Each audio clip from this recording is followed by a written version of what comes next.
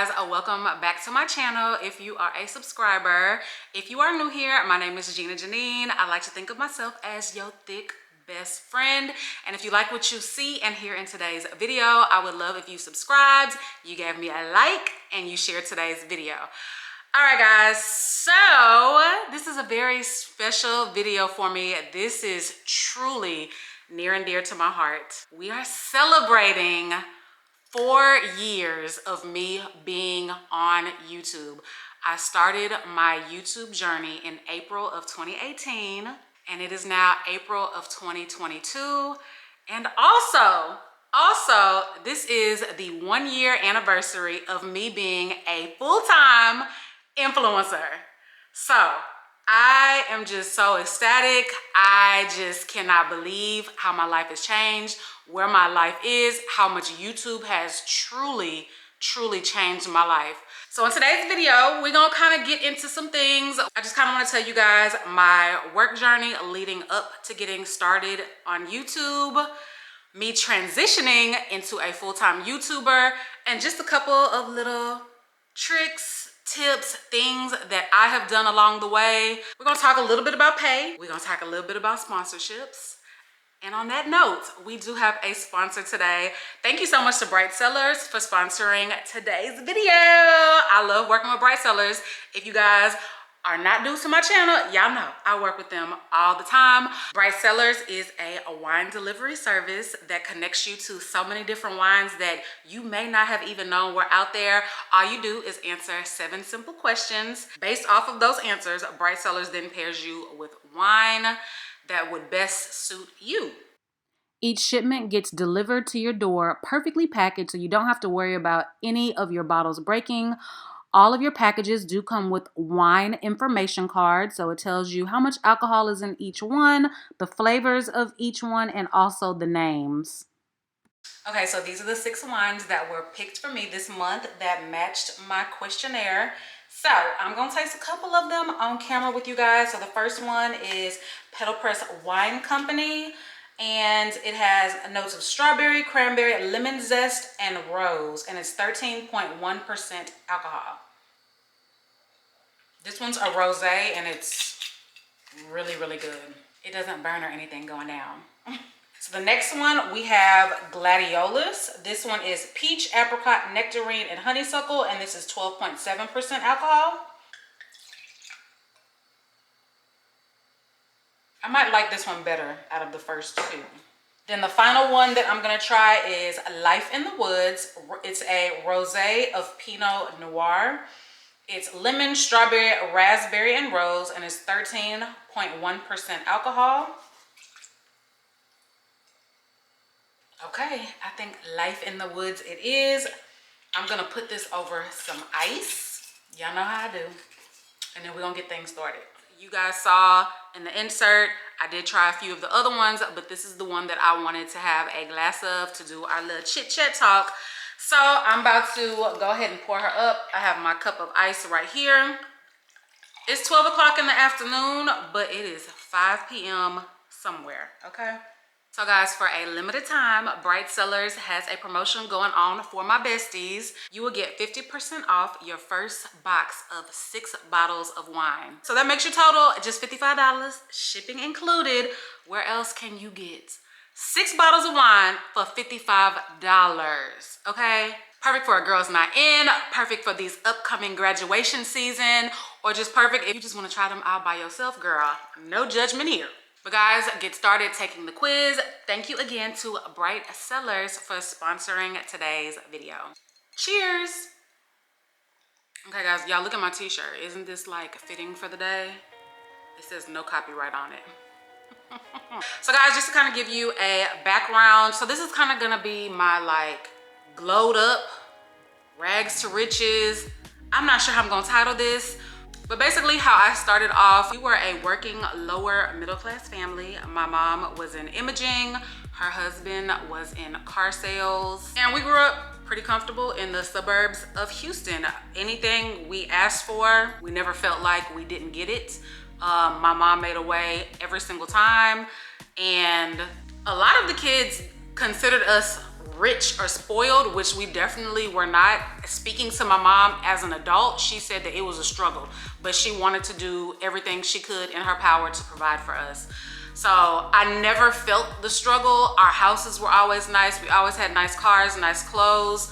We never went without. So I did grow up starting from very, very good beginnings. So now once I entered the working world as a teenager, my first job, very, very, very first job was working in the mall at Mervyn's, California for tax-free weekend. I'm not sure if that's still a thing or if that was even a thing for like other cities and states.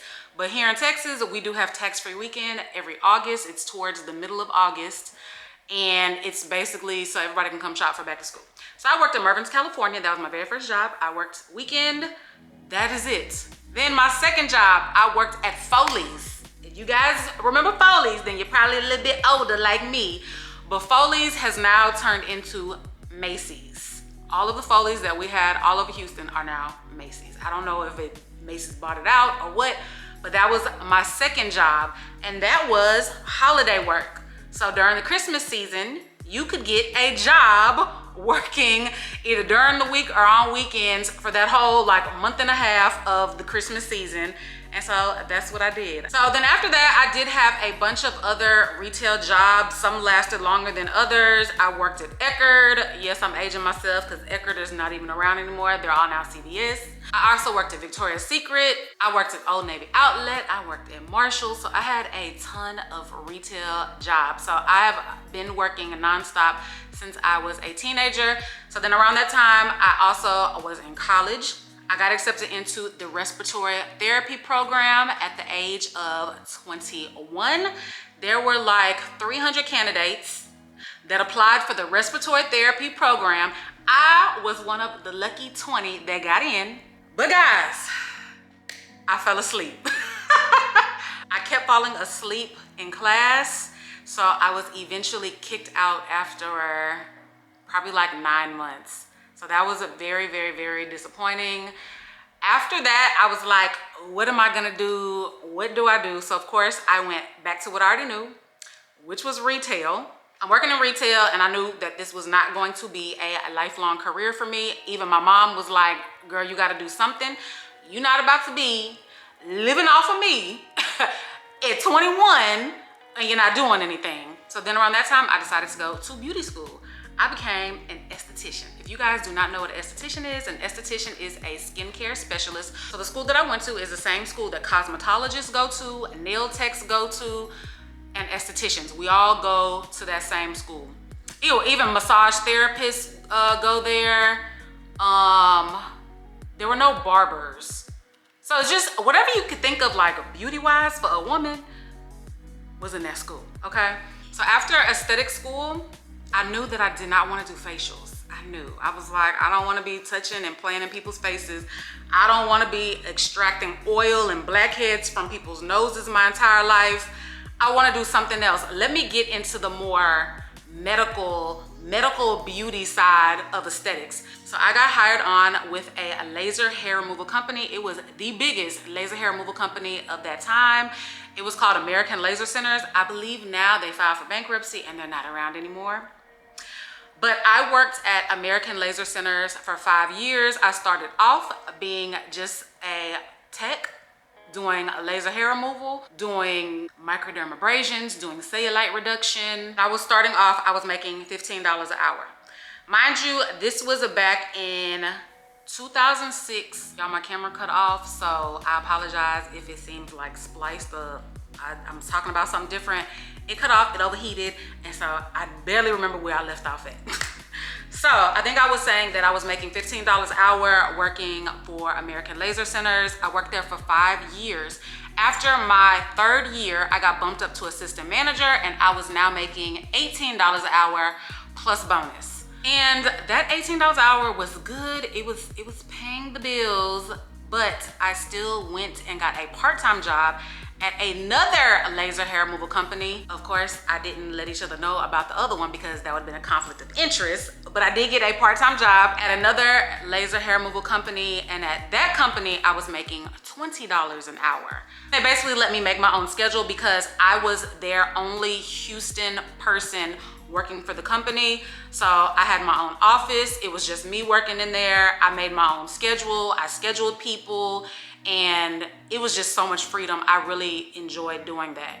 But it got to a point to where I was like, okay, $18 an hour plus bonus, which bonus really wasn't nothing. The manager was making all the money. And then my little part-time gig, which was just a few hours a week. And even though that was $20 an hour, it really wasn't a lot. You know what I mean?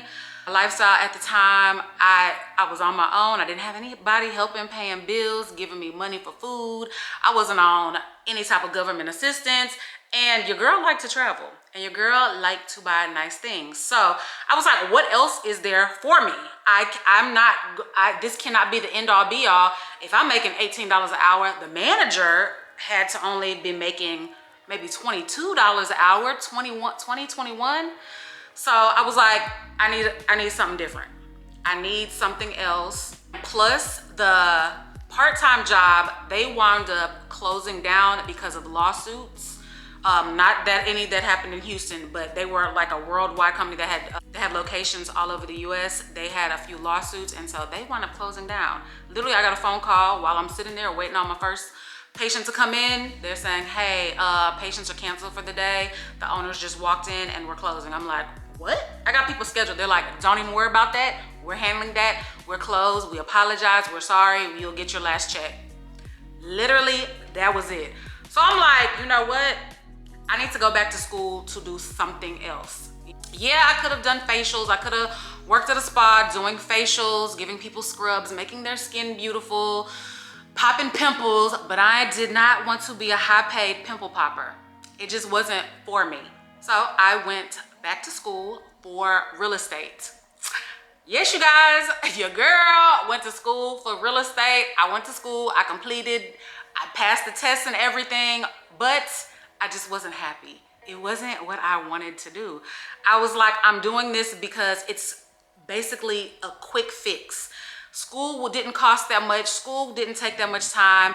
And I knew like I can get out here and probably just start networking and hopefully make some money. This was before the days of social media. I'm just trying to give you guys a time frame. I know it's easier probably for realtors now. You grow a following on social media. You can promote yourself on social media.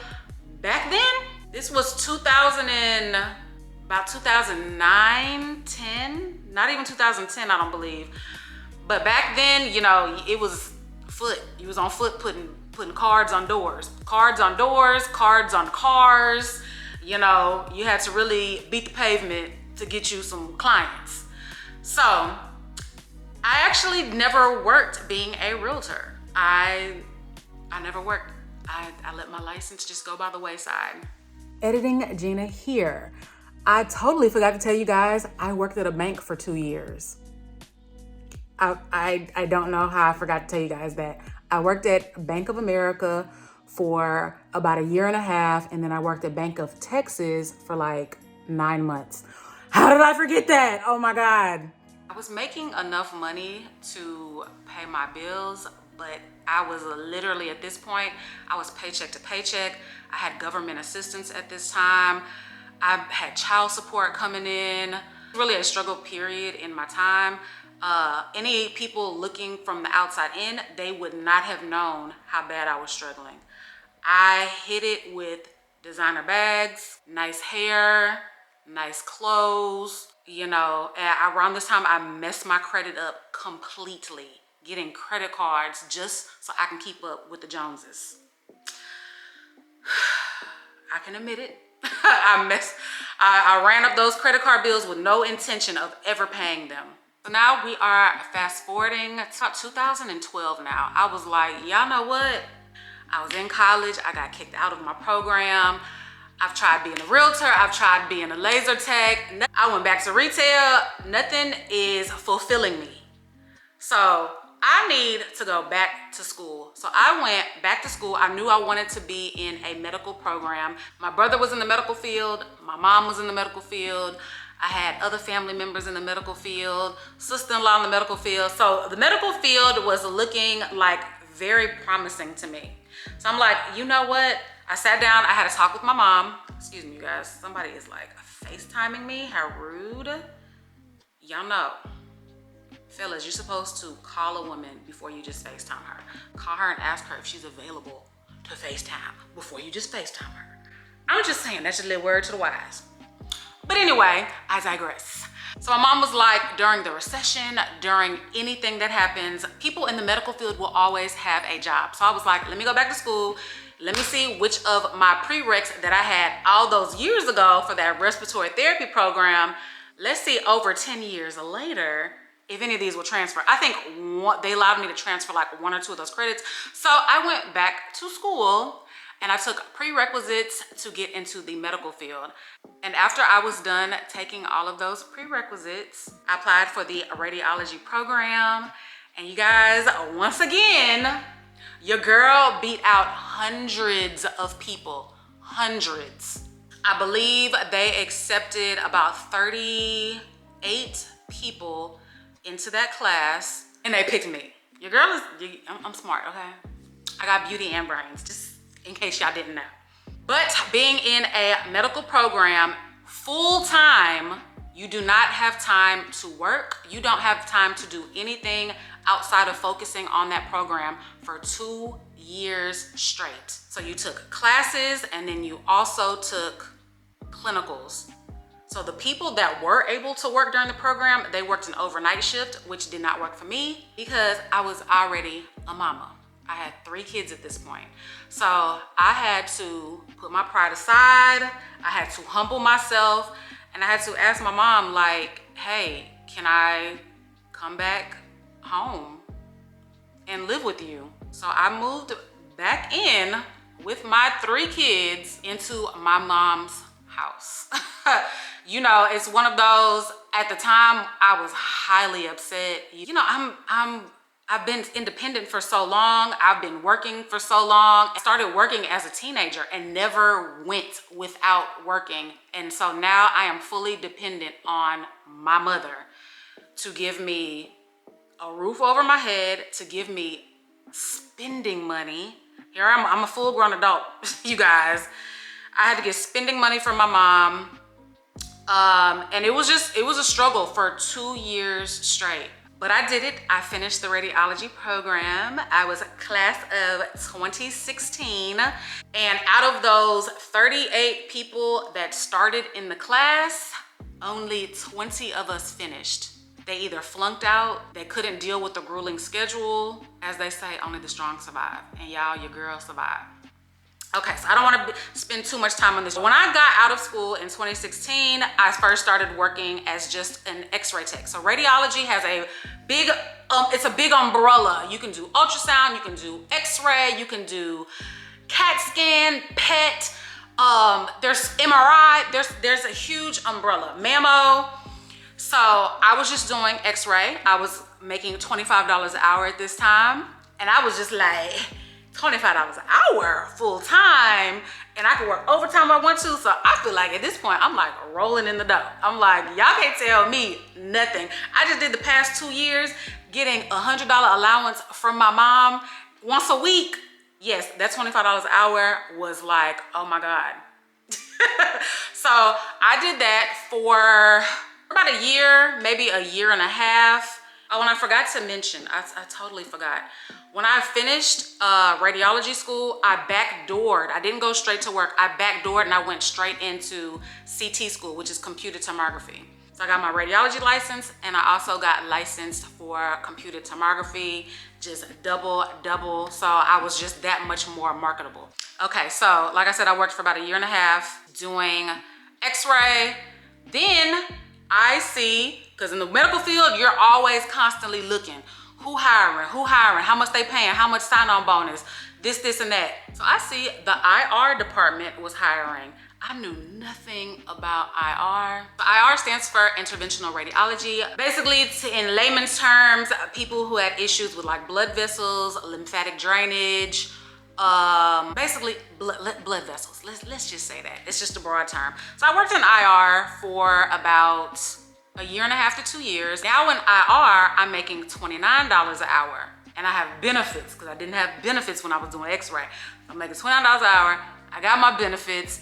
And it's just so like prestigious. Like, I'm not a little x-ray tech anymore. I don't have to push a cart going room to room doing chest x-rays. I'm working in IR, baby. Respect my name. That's how I felt. That's how I felt. I really felt accomplished, because a lot of people will actually take tests and get certified for IR to get hired. They talked to me and they were like, we're willing to train you. So I did that for a year and a half. Then, of course, we always looking for bigger and better. Always looking for bigger and better.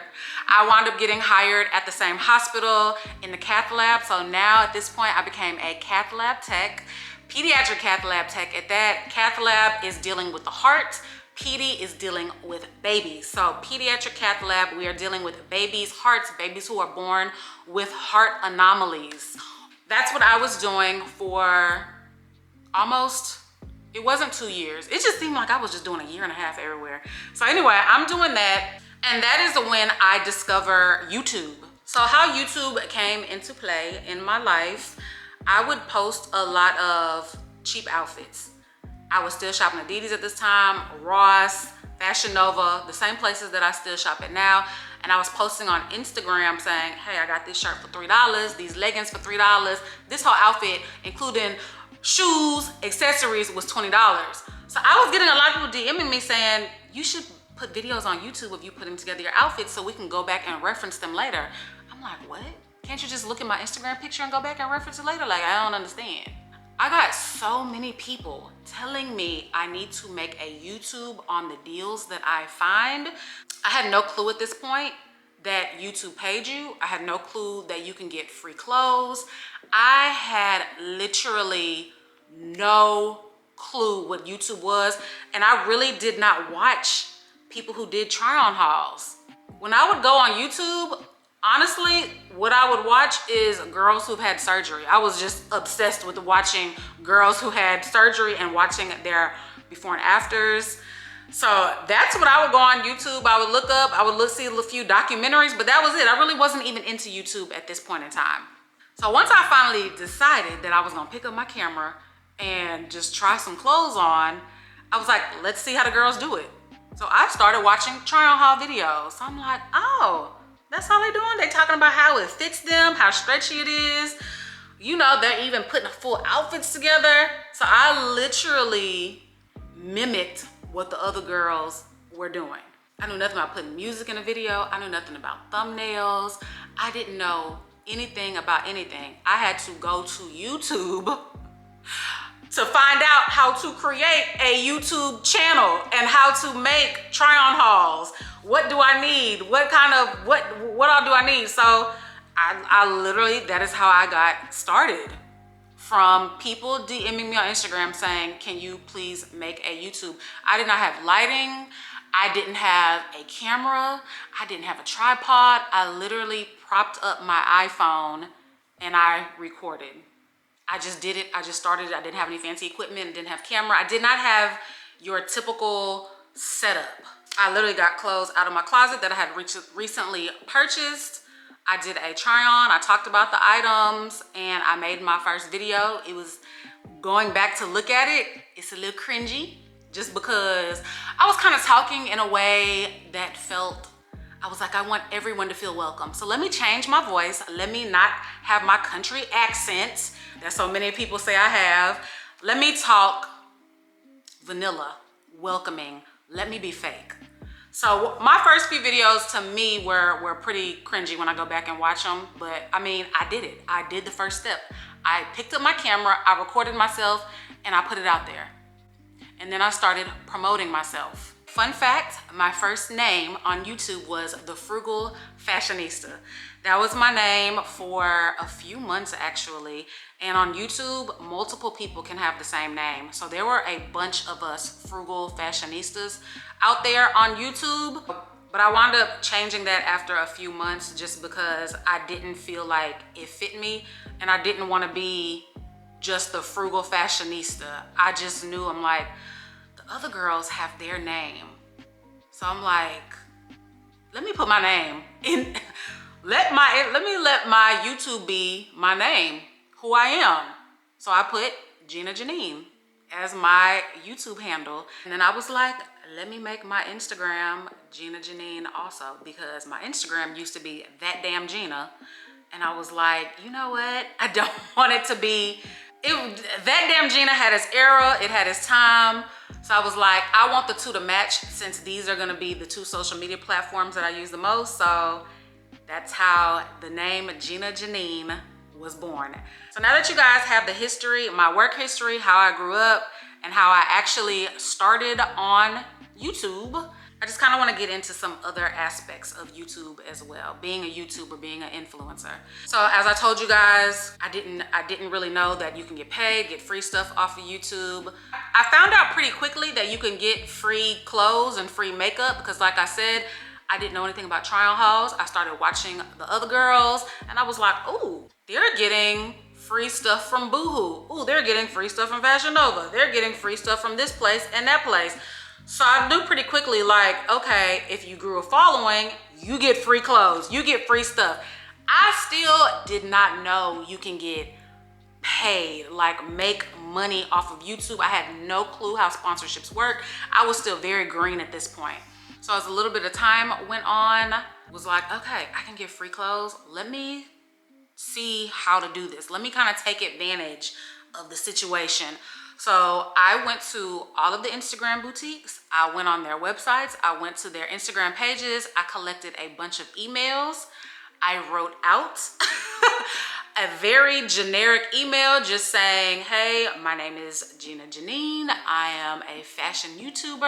I already shop at your store. You know, you kind of gotta rub their back a little bit. You kind of gotta stroke their ego. I'm already shopping at your stores and I would love to work with you. Would you be willing to send me some clothes? And I left my YouTube link at the bottom of each email. So I did this starting around, I wanna say maybe month 3 of me being on YouTube. Once a month, I would copy and paste this verbiage once a month to all of them because it fit everybody.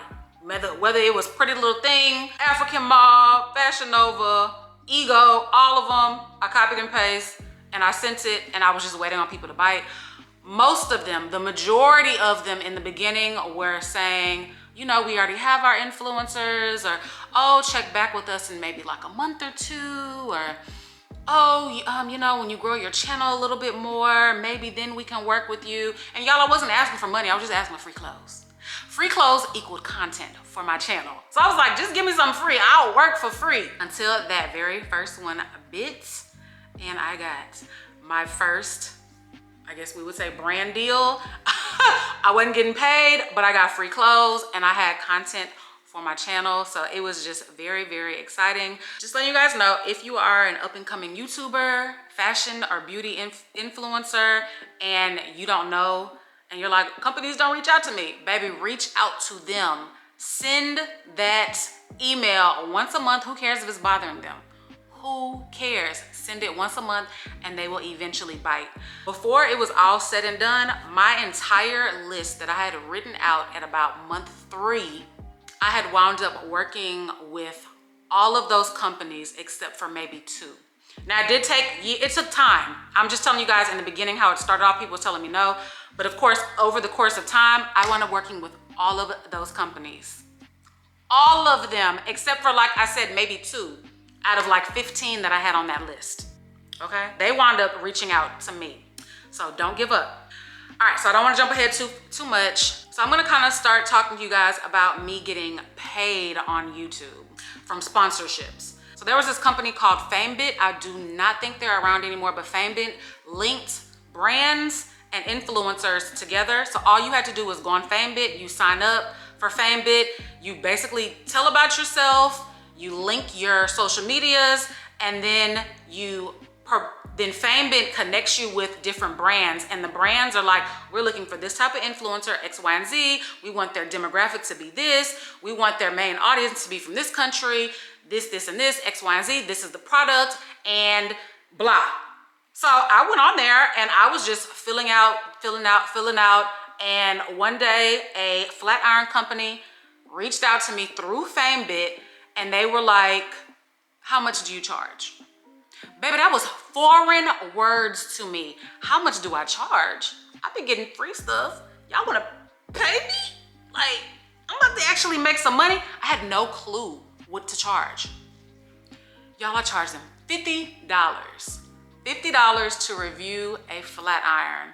Guys, this is September of 2018. I accepted my first paid sponsorship and I told them $50.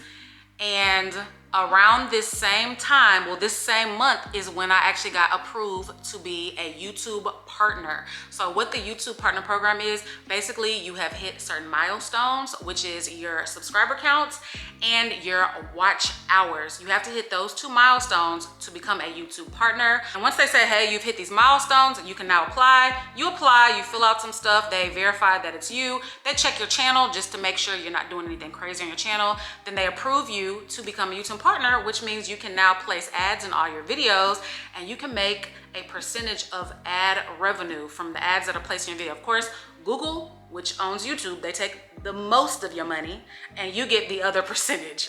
So I got my first sponsorship and I got accepted to be a YouTube partner all around the same time, which was very, very, very exciting. So I do have some notes here, guys. I'm old school, I need pen and paper. So guys, my very first, oh, and I told you guys wrong. I told you something wrong, but I'm gonna tell you in a moment. My very first paycheck from Google was $485. So you do have to make over $100 for them to actually cash you out. So if one month you make $80, you are not gonna get paid that following month. And that's how it works for YouTube. So whatever you make in January, you get paid for it in February. Whatever you make in February, you get paid for in March, and so on and so on. So I made $485 the month before and I was paid out. It was sent straight to my bank accounts, and YouTube does pay you once a month. So just words to the wise for those of you who are thinking about becoming an influencer, you get paid once a month by YouTube. Now with sponsorships, you get paid for however many sponsorships you do. They pay you either right then and there, or they pay you net 30, net 45, or it might take like 3 business days. Just however the sponsor is, you discuss that with them. Everybody's different. But with FameBit, I actually told you guys it was $50, it was $45 because I wrote it down right here. I actually have this from 2018. I wrote down all of my income, all of my sponsorships. Yeah. Looking at these notes, my first check from Google, I received that in September of 2018. Then the next month in October is when I got paid from FameBit. I also worked with Monotiques, which was a jeans company. They're not around anymore. I got paid from Google, and I also got paid again from FameBit. I did a legging sponsorship with FameBit because and I charged them $90 from what this paper says, because I guess I realized, okay, $45 ain't nothing. I gotta push it up a little bit. So I charged them $90. And that second paycheck from Google was $829. I did have a video go kind of viral around that time. I wouldn't say viral, but kind of viral. It got a whole bunch of views. And that was a video of me talking about how I increased my credit score. So y'all go back and look at all my old videos. Like that first year, I kind of didn't know what I was doing. I did mainly YouTube try on hauls, but I did do a few sit down videos. Like I did like 1 or 2 unboxings. I did a couple of wig videos of just wigs that I already had in my stash. I may have privated those videos, I'm not really sure yet. Baby, bless her little heart. These are the images of that first hair review. Oh my goodness, what was blending back then? But I was just trying to get to know, okay, who was I as a content creator. So that was pretty much what 2018, that first few months, it wasn't even a full year, because like I said, I started April of 2018 and I ended out the year just kind of like, what am I gonna do? Am I gonna just do try on hauls forever? Am I just gonna do this or that forever? What is it gonna be? So to let you guys know before I jump the gun, like I said, we're gonna be talking about money, some, but I'm not gonna just tell you exactly currently like how much money I make, but I will let you guys know because this was a long time ago. So I finished out 2018 making $5,900 for my sponsorships and for my pay from ad revenue from Google. So I'm almost $6,000. That's a lot to say that that was my first year and I did not know what I was doing. I didn't know what I was getting myself into. Because I was doing try on hauls and y'all know, showing the body, showing the booty, there were a lot of men who would DM me. They would use my business email. They would email me just asking for private videos. They would ask for videos of my feet. They would ask for videos of me bent over in leggings. They would say if they sent me money, could I just have a private video that was just sent to them of me like walking around in leather pants. It was getting overwhelming and quite frankly, it was kind of disturbing, nasty. So I was like, this cannot be it. I cannot believe that it's just so many men that are watching me. And around this same time also, I had a lot of you ladies asking me, Gina, what do you do for a living? Gina, you talk about you have kids, but we never see them. Like, Gina, what do you do? Can you vlog? Do a vlog, Gina, do a vlog, do a Q&A, do a get to know me, do this, do that. So I'm like, what is vlogs? They're like, vlog, vlog, vlog. So the first time I actually did a vlog, I believe was in October of 2018, and I felt so uncomfortable. Like very, very, very uncomfortable, so that I didn't do it again. I had a huge gap in between my very first vlog and my second vlog. It was probably like about 2 months. So I did pick up the camera again because I had went on vacation. So I picked up the camera and I was like, let me just film my vacation. And I was like, I don't think this is for me. So that's why you see so many try on hauls and you only see like 2 vlogs at the very end of 2018. My watchers were saying, but we liked those vlogs. You were very entertaining. Can you do more? And I was already distraught about all these men in my comment section and emailing me and DMing me. So I'm like, you know what? Let me give this thing a go. So guys, that is how vlogger Gina was born. Once I got a decent paycheck from YouTube, I was like, you know what? Let me step out here on faith. I bought myself a vlogging camera. I bought myself a handheld tripod, and I bought myself a MacBook. This was a huge, huge, huge sacrifice for me because I was still working my job in the medical field and I was making just a little bit of money from YouTube. It wasn't a whole lot of money to really invest all at once. An $800 camera, $2,000 laptop, you know, then just the little equipment, buying batteries, chargers, lights, you know, but I did it all at once because I was like, you know what? I actually enjoy doing this. I like it. So let me put my money into my craft. And at first, my views were not the same when I started vlogging. I was getting a lot of views on my try on hauls. Once I started vlogging, my views went down astronomically because I think I lost that male audience that was just there to see my body. My demographics for men, when I was doing my try on hauls, I was like around 60 to 70% men and then the rest were women. And when you are sending those demographics over to companies that potentially want to work with you and they see more men watch you than women, and this is a clothing company, a makeup brand, a beauty brand, they're like, you got all these men that watch you, why should we work with you? Yeah, your views might be good and you have a great number of subscribers, but it ain't number men. So us working with you is no benefit to our company. You see what sense that makes? So vlogging literally changed everything. My demographics went down to where they are now and have remained that way, mainly women and a smaller portion of men. It took a while to build my views back up to where they were, but I wound up doing it. And 2019 just changed everything. I got so many sponsorships. The majority of my sponsorships in 2019 were hair reviews. And I wasn't mad at it because it's like, I wear wigs already, so let's get paid to wear these wigs. I still had companies with clothing wanting to work with me. They were like, you can do either a video that's fully dedicated to us, or you can put it at the beginning of your vlog since you're a vlogger, and you can do just a 5-10 minute clip. So that's really how I found out about integrations and mention videos or dedicated videos. I can't fully go into all of that because this video is just kind of just dedicated to my journey, not really the ins and outs of YouTube. And I do want to have a little disclaimer, y'all. One little disclaimer. I am not a teacher. I do not teach how to be successful on YouTube. I do apologize. That is just not something I offer. That is not something that I'm interested in. So please, please, please do not DM me. Please don't email me asking, Gina, help me start my YouTube. I will guide you in the direction of ladies who actually do have those programs, and you can go through their programs. So just putting that out there. Okay, I'm not a YouTube teacher. I'm not. I just did what works for me. I did this all on my own. I did my own research. If I did my own research, you guys can do it too, okay? All right, guys, so 2019, like I said, that was like changing, where I was like, I am a YouTuber. Like, this is what I'm doing. I have found my niche, which is vlogging.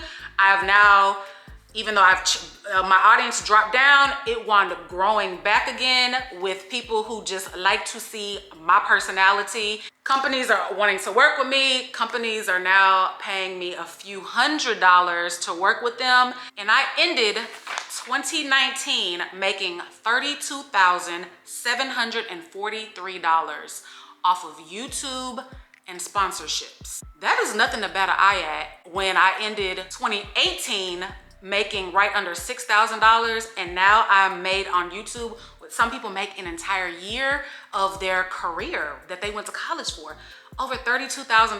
That was when I knew, like, this is real. This is the real deal. I have really got to take this serious. So 2020 came, and as everybody knows, that is when the pandemic hit, the very beginning of 2020. I want to say maybe like the second or third month of 2020. So I wasn't working as much. Even though I was working in the hospital, all of the elective procedures, meaning if it ain't life or death, we're not putting them on the books. So at this point, I'm literally only working my job. I don't think I told you guys earlier, when I was working in the PD cath lab, at this point I was making like $33 an hour, which was really, really good money. I think I forgot to say that earlier in the vlog.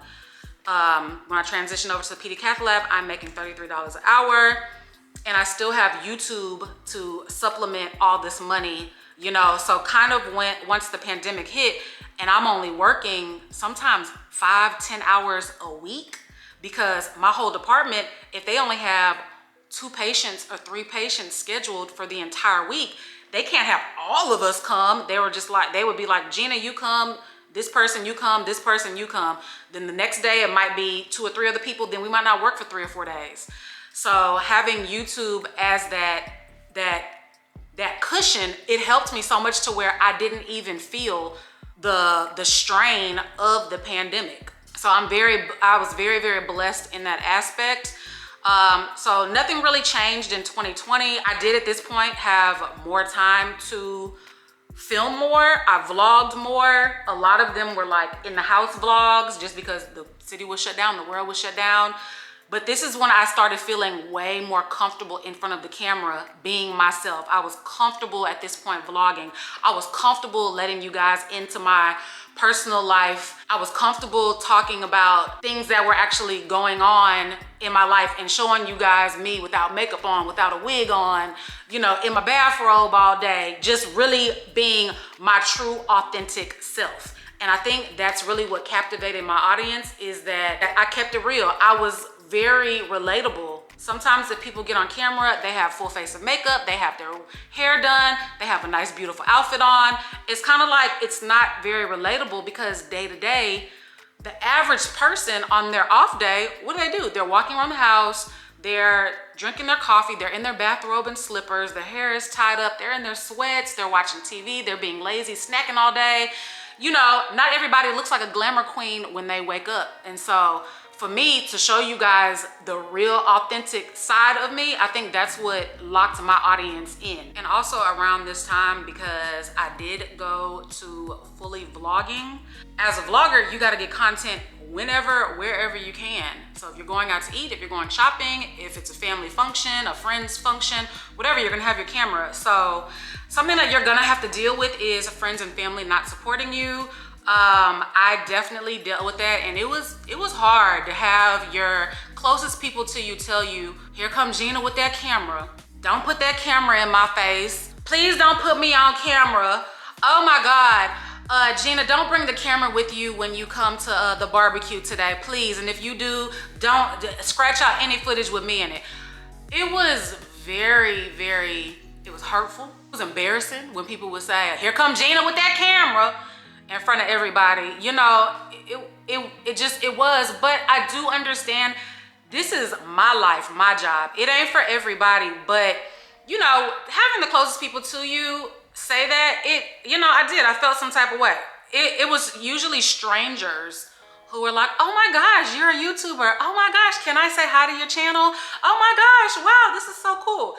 Guys, your friends and family are gonna be your biggest haters. Like, just be prepared for it, you know?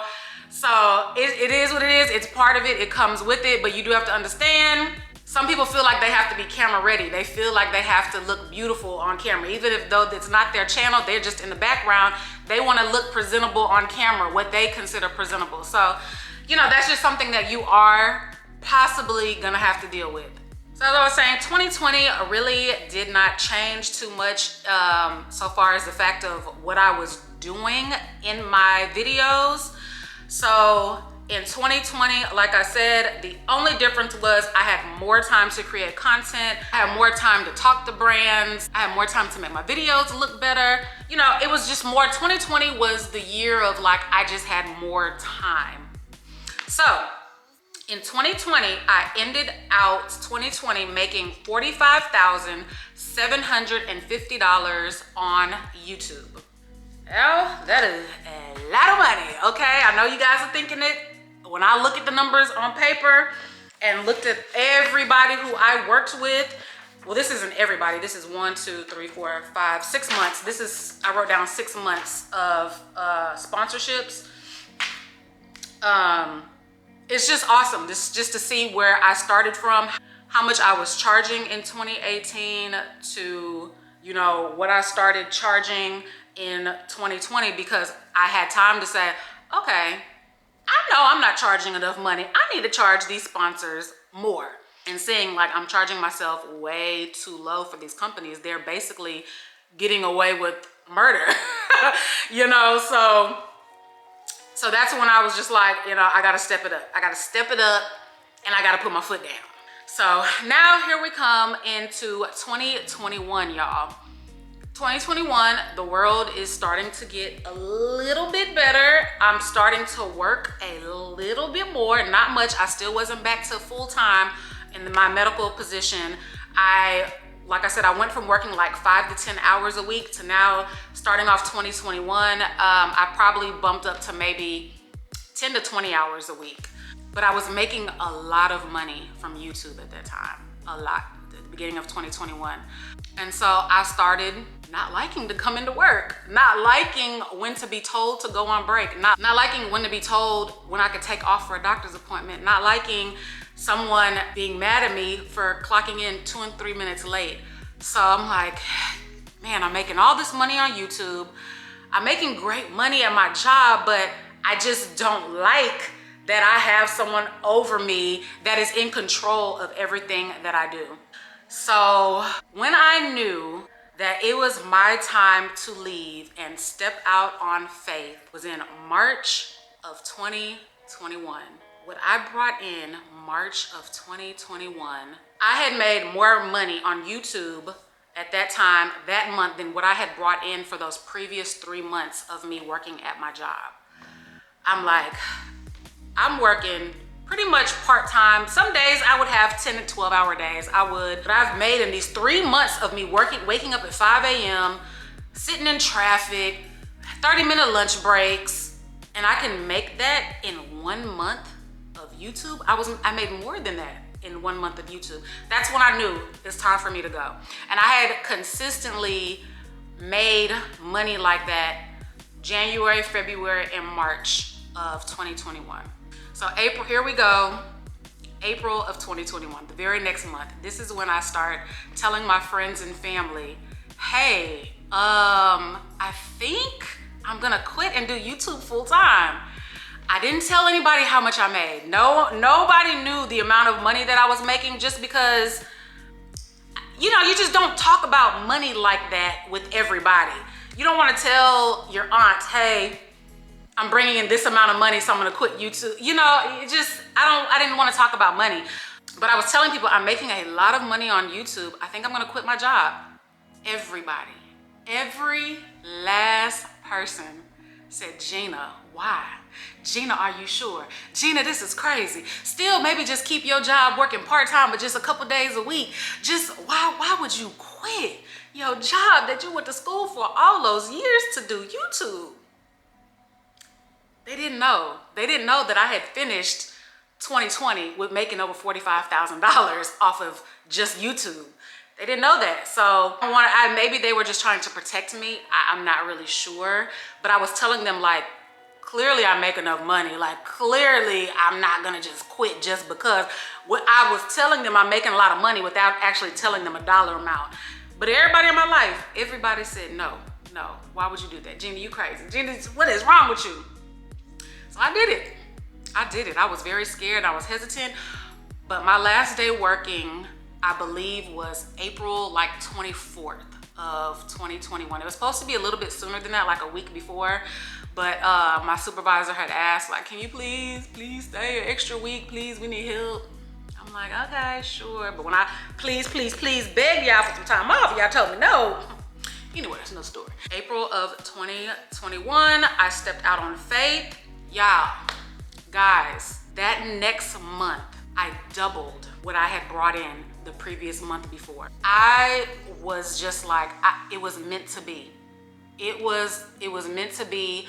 Yes, I'm now independent. How much money I bring in is up to me.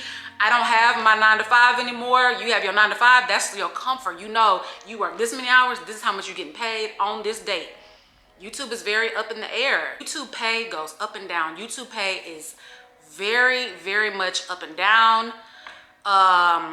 That's because there's CPM, RPM. There's things that go into it that I just don't want to get into too technical. But YouTube pay, you might make off of your ad revenue. For instance, 1 month you might bring in $3,000. The very next month, you might bring in $1,200. Then the month after that, you might bring in $2,000. And the month after that, you might bring in $800 off of ad revenue, because different ads pay different amount of money. Certain times of the year pay more. So putting all of your eggs in one basket for YouTube ad revenue, that's a whole different thing. Most influencers make all of their money off of sponsorships. Sponsorships is where it's at, because you can tell them how much money you want to make. And that's when all the negotiations start. So they'll negotiate with you, you know. Like I said, that is all of the logistics of YouTube. That's a whole nother video that I might do, I might not do, I'm not really sure.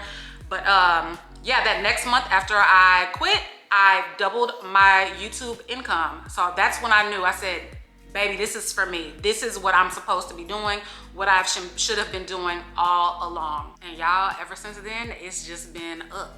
It's been up, and it's like, it just makes you feel like the sky is the limit. I remember the first time I said no to a really big sponsorship. I wanted more money.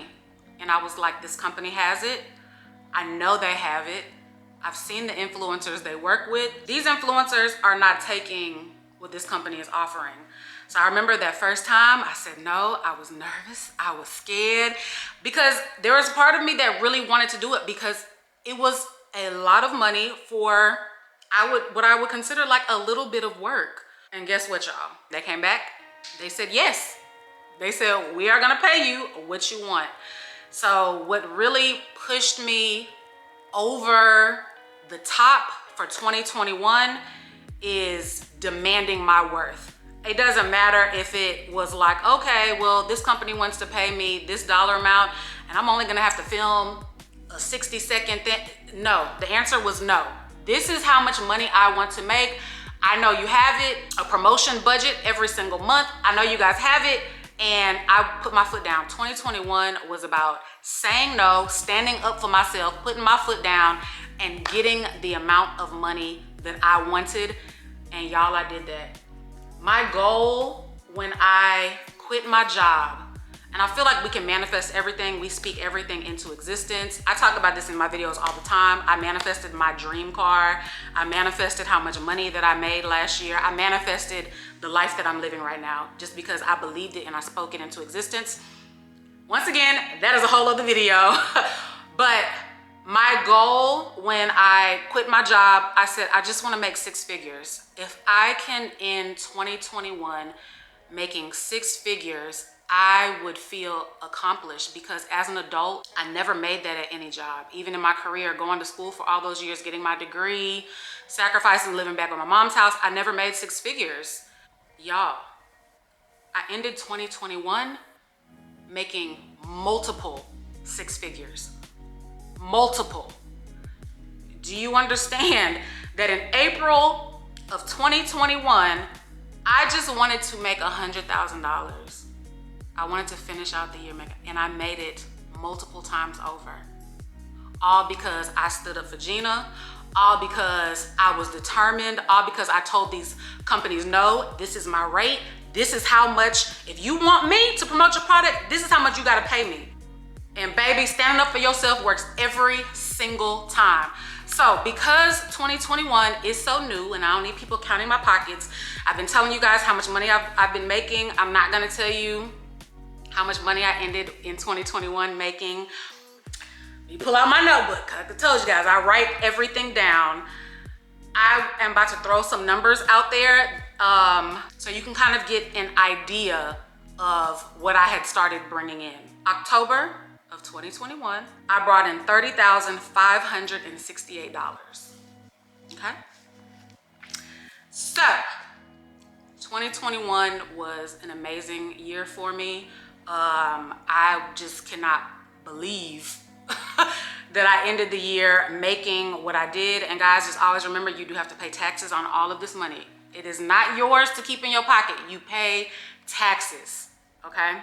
So far, without letting you guys know exactly how much money I'm bringing in, how much money I charge sponsors, just because I have to have something for myself. I can't have everything, all my business just out there. But I will tell you this, in the first 2 months, January and February, I already have made over 6 figures in those first 2 months of 2021.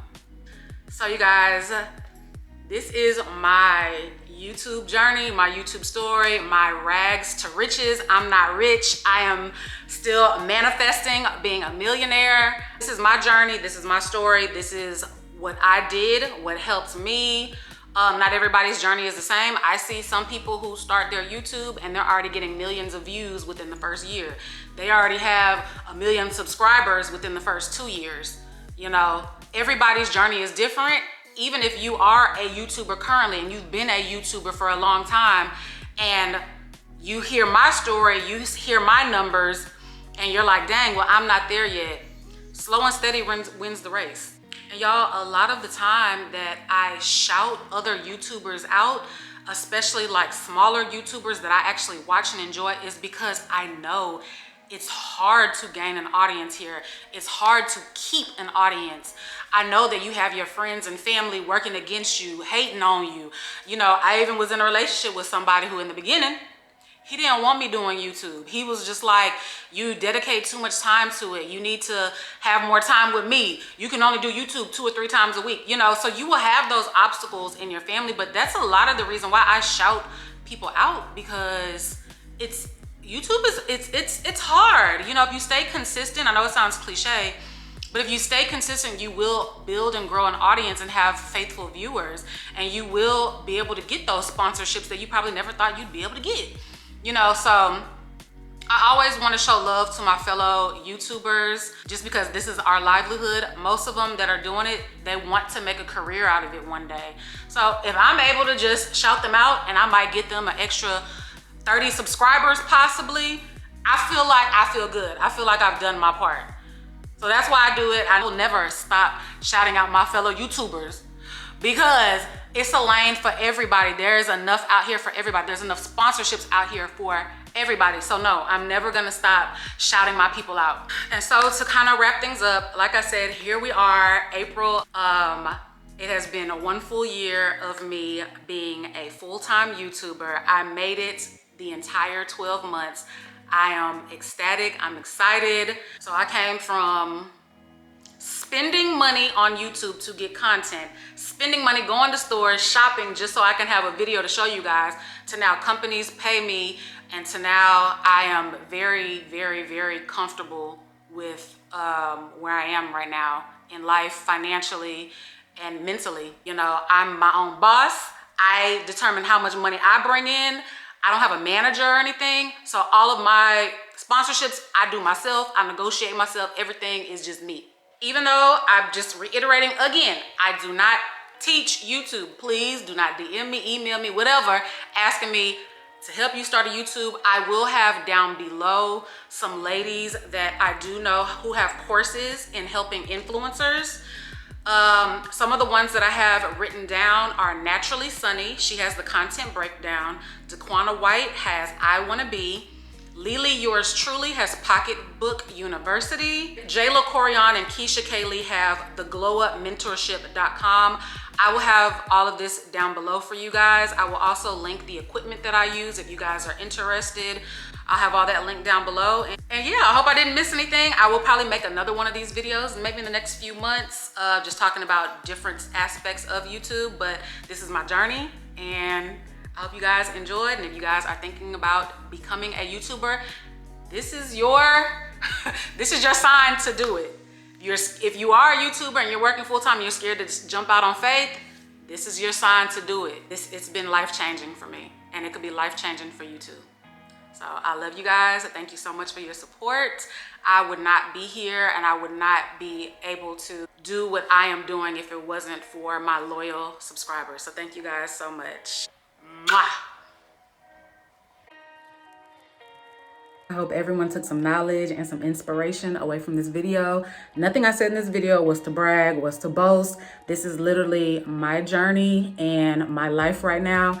If I can do it, you can do it. Never give up. Do not do this for the money. Do not do this for the fame. Do not do it for whatever. Do it because you enjoy doing it. Just pick up that camera, film something that you actually love and enjoy, something that you're already doing. If you're a hairstylist, show yourself shampooing and braiding and putting on wigs. If you're a barber, show yourself checking out new clippers. If you're a sneakerhead, whatever it is, start off doing something that you actually like and love. There is a lane for you. You will build an audience, and baby, stay consistent, stay consistent. That is key. You will grow. Your thick best friend is signing off.